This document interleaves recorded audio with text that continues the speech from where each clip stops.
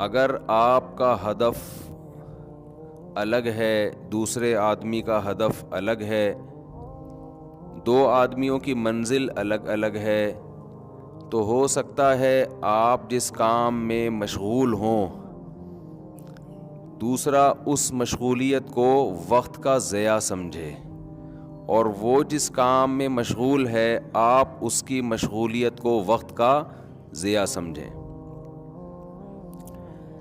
مختصر مثال دے کے آگے چلتا ہوں تاکہ وہ ربط ہو جائے نا اس سے۔ ایک آدمی کی منزل ہے کوئٹہ، ایک آدمی کی منزل ہے پشاور یا لاہور، دونوں چل رہے ہیں، تو چلنا ایک عمل ہے یا نہیں ہے؟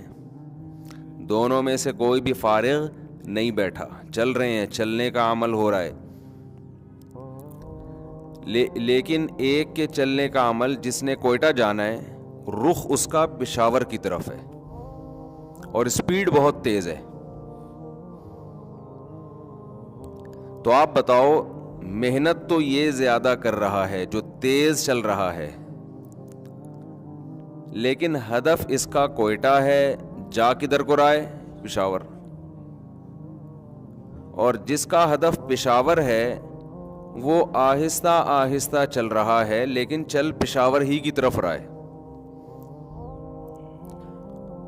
دونوں کے عمل کو دیکھ کے لگے گا کہ پہلا والا زیادہ محنتی ہے، ہارڈ ورکنگ پہلے والے نے زیادہ کی ہے،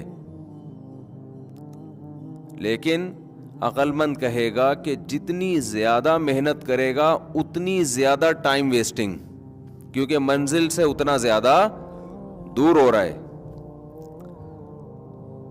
اور یہ جو سلولی چل رہا ہے پشاور کی طرف، محنت زیادہ نہیں ہے، بلکہ ہو سکتا ہے درمیان میں کچھ ٹائم بھی ضائع کرتا ہو، چائے پینے کے لیے 5 منٹ کافی تھے، رکنے کے لیے 15 منٹ بیٹھ جاتا ہو،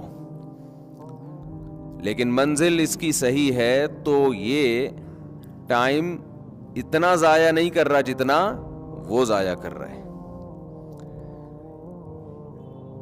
تو یہ جو حدیث میں نبی صلی اللہ علیہ وسلم نے فرمایا کہ وقت کی قدر کرو، وقت کو غنیمت جانو، اس کا مطلب زیادہ محنت کرو، یہ اس کا مطلب نہیں ہے۔ آج ہم کسی گورے کو دیکھتے ہیں محنتی، کسی دولت مند کو دیکھتے ہیں کہ پیسے کے پیچھے دن رات ایک کر دیے، ہم سمجھتے ہیں یہ ہے اپنے ٹائم کو بچانے والا، اور جو ریڑھی لگا رہا ہے، آلو پیاز ٹماٹر بیچ رہا ہے، ان کو تانے پڑتے ہیں کہ ان لوگوں نے اپنا وقت برباد کر دیا۔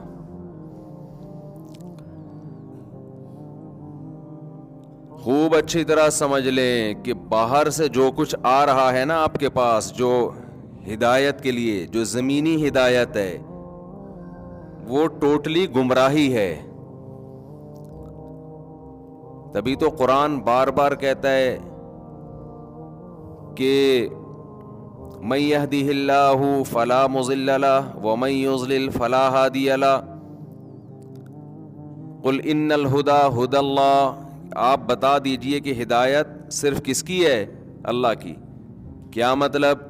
آپ کو صحیح گائیڈنس اگر ملے گی تو صرف اللہ کی طرف سے، اللہ کے علاوہ کوئی بھی صحیح گائیڈ نہیں کرے گا۔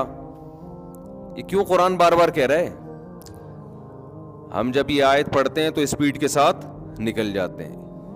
قل ان الہدی ہدی اللہ، کہ ہدایت وہی ہے جو اللہ کی ہے، گائیڈنس وہی ہے جو اللہ کی۔ ہم کہتے ہیں ماشاءاللہ، او بھائی یہ بہت بڑا دعویٰ کر دیا اللہ نے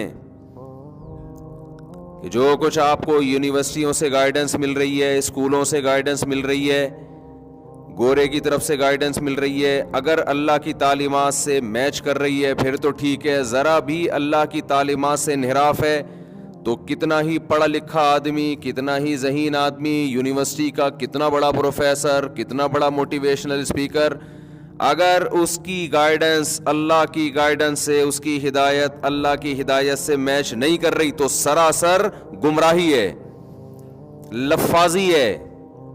اس میں اٹریکشن اس لیے ہے کہ اس میں لفاظی بہت ہے۔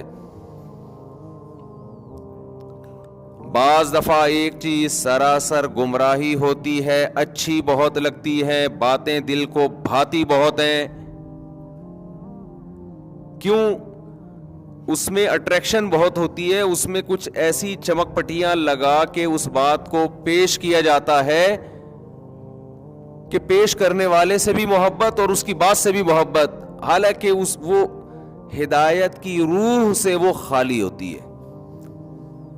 لوگ آج کل پیکنگ کو دیکھتے ہیں نا، بار بار یہ بات میں کہتا ہوں، پیکنگ اچھی ہونی چاہیے۔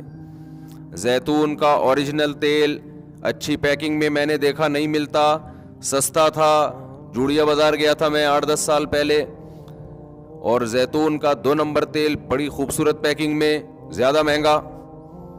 کیوں؟ جو اچھی پیکنگ میں تھا لوگ اس کو سمجھ رہے تھے کہ یہ 1 نمبر ہے، جو ٹین کے کنستر میں پڑا ہوا ہے اس کو لوگ سمجھ رہے